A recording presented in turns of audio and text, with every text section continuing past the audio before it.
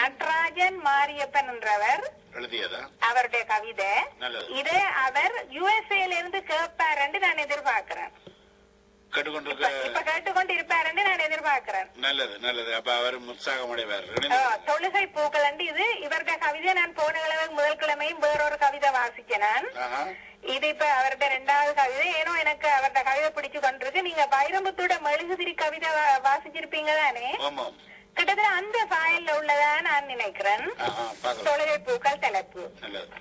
பனிக்கட்டியின் தலையில் நெருப்பு பார்த்து பதறி போன இருட்டு காற்றை கூப்பிட்டு கலைக்க சொன்னது. ஓ மெழுகுவர்த்தி. பனிக்கட்டியின் தலையில் நெருப்பு பார்த்து பதறிப்போன இருட்டு காற்றை கூப்பிட்டு கலைக்க சொன்னது. ஓ மெழுகுவர்த்தி. தீக்குச்சி எழுதிய தீப கவிதையின் அழகை பார்த்து ஆடி போய் ஓடிப்போன இருட்டு தூரத்தில் போயும் படிக்க பார்க்கின்றது. தீக்குச்சி எழுதிய தீப கவிதையின் அழகை பார்த்து ஆடி போய் ஓடிப்போன இருட்டு தூரத்தில் போயும் படிக்க பார்க்கிறது. கொஞ்சம் இருட்டை கொன்று தின்ற குச்சி நிலாக்கள், தொடங்கிய உடனே நின்று போன தேவதை உலாக்கள். கொஞ்சம் இருட்டை கொன்று தின்ற குச்சி நிலாக்கள், தொடங்கிய உடனே நின்று போன தேவதை உலாக்கள். திரியும் ஒளியும் இருட்டை துவைத்து இறுக்கி பிளிகையில் கைகள் வலித்து களைத்து போனன. ஒழுகும் வேர்வையில் உளுத்து போனன. திரியும் ஒளியும் இருட்டை துவைத்து இறுக்கி பிளிகையில் கைகள் வலித்து களைத்து போனன. ஒழுகும் வேர்வையில் உளுத்து போனன.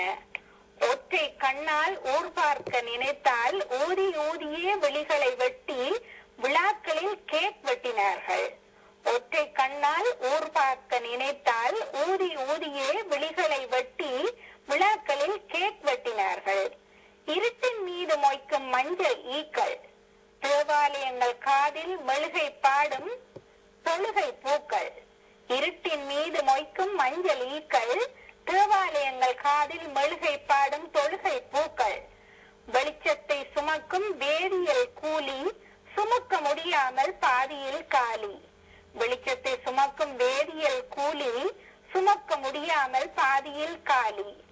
இருட்டை விரட்ட ஏழைகள் கையில் ஏந்திய கற்கள், எறிந்த போது காணாமல் போவதாய் நடிக்கும் இருட்டு காலுக்குள்ளேயே கிடக்கின்றது.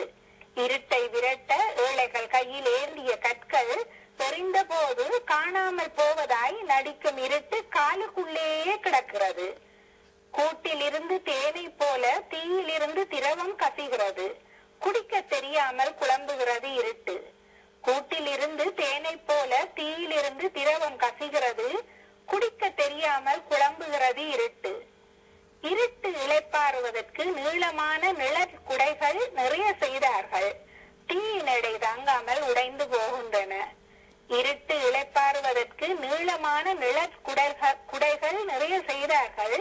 தீயின் எடை தாங்காமல் உடைந்து போகின்றன. இருட்டை கடிக்கும் கொசுக்களை இப்போதெல்லாம் வீட்டிலேயே வைத்திருக்கிறார்கள்.